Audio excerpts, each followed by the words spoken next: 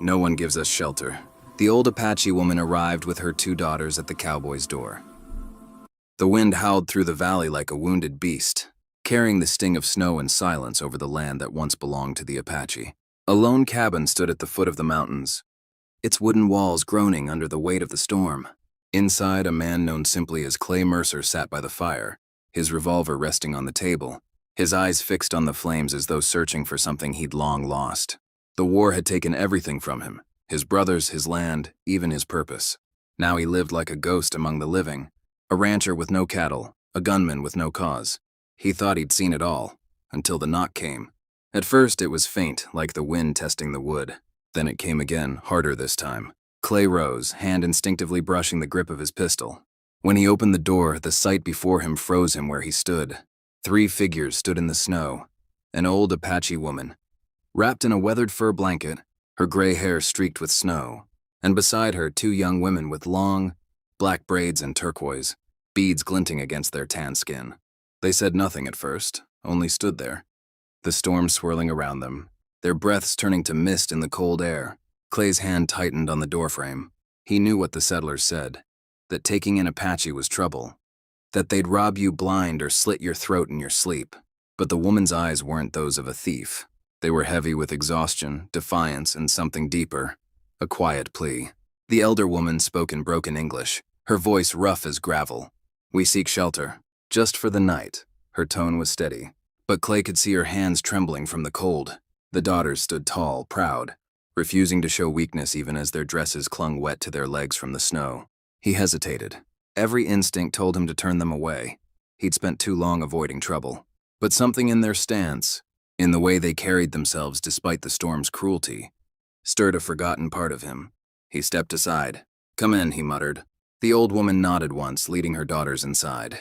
The warmth of the fire caught their faces, revealing deep lines of hardship and beauty carved by survival. Clay handed them blankets without a word. The elder's eyes flicked to his revolver on the table, then back to him. "You fear us," she said simply. He didn't answer. The younger of the 2 daughters, the one with sharper eyes, finally spoke. "You're the one they call the Ghost Rider," she said. "The man who hunted Apaches once." The room fell silent. Clay's jaw tightened. "That was a long time ago," he replied. The elder woman watched him closely. "And now you live with your ghosts," she said quietly. He looked away, the fire's glow revealing the scars on his knuckles, the hollowness in his stare. Outside, the storm raged, harder. Hours passed before any of them spoke again. The younger women sat close to the fire, whispering softly in their language, while the old woman remained still, her gaze fixed on Clay. "Why come here?" he finally asked. "You could have gone to the fort." The elder shook her head. "The soldiers took everything, burned our camp. My son's gone. My daughters. No home left. Only this," she gestured to the empty land beyond the window. "We walk until the earth gives us a place to stop." Clay looked at them, 3 survivors of a people the world was trying to erase. He thought of his own losses, his own burned past. Maybe they weren't so different. He poured them coffee awkwardly, his movements stiff. The youngest daughter smiled faintly, surprising him. "White man offers black drink," she said teasingly. Clay couldn't help a short laugh. For the first time in years, the sound didn't feel foreign. As the fire crackled, something unspoken passed between them, a fragile truce built on shared wounds. But the peace didn't last. In the distance, the faint echo of hooves broke through the storm. Clay stood, eyes narrowing. "Riders," he muttered. The old woman's face hardened. "Soldiers," she said. "They follow." Clay's gut twisted. If they found Apache on his land, it would be his neck too. He grabbed his rifle, stepped to the door, and stared into the white void beyond. "If they come here," he said, "you stay quiet. Don't move." The elder woman's hand caught his wrist. "You would protect us?" she asked. Clay met her eyes. "No one deserves to die in the snow," he said. Outside, the riders were getting closer. By the time the soldiers reached the cabin, the storm had nearly swallowed the world whole. Snow drove sideways, reducing men and horses to ghostly silhouettes. Clay stepped out to meet them, rifle slung casually across his arm. "Evening, boys," he said evenly. Their leader, a young lieutenant with cold eyes, peered past him toward the cabin. "We're tracking a group of Apaches," he said. "You seen anyone pass through?" Clay's face didn't flicker. "Ain't seen a soul. Storm's been hell since morning." The lieutenant studied him, suspicion burning behind his stare. Mind if we check your place? He asked. Clay's hand brushed the rifle's trigger guard, but he forced a lazy smile.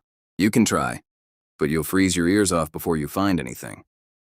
The soldiers hesitated, one of them coughing into the snow. After a tense moment, the lieutenant spat and turned his horse. If you see them, you let us know, he said. Clay just nodded. When they disappeared into the white, he stood there a long while, letting the wind bite into his face before going back inside. The old woman and her daughters stood silently by the fire, their eyes full of questions he didn't answer. They're gone, he said simply. The elder woman exhaled, her shoulders finally sagging. The younger sisters exchanged looks of relief and gratitude. Clay poured himself a drink and sat down heavily. You'll have to move on come sunrise, he said. They'll circle back. The old woman nodded slowly. We will go, she said. But know this, not all. Men of your kind would do what you did. Tonight, Clay shrugged.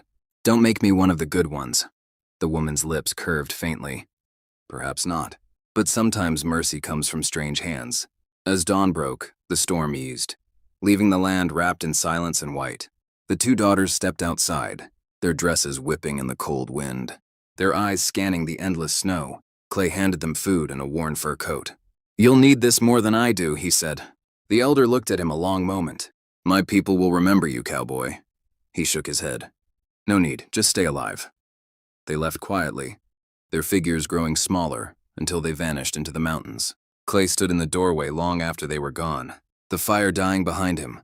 The world washed clean but colder than ever, yet for the first time in years, he felt something warm in his chest, not from the whiskey, but from the simple truth that even in a land built on blood and betrayal, mercy still had a place.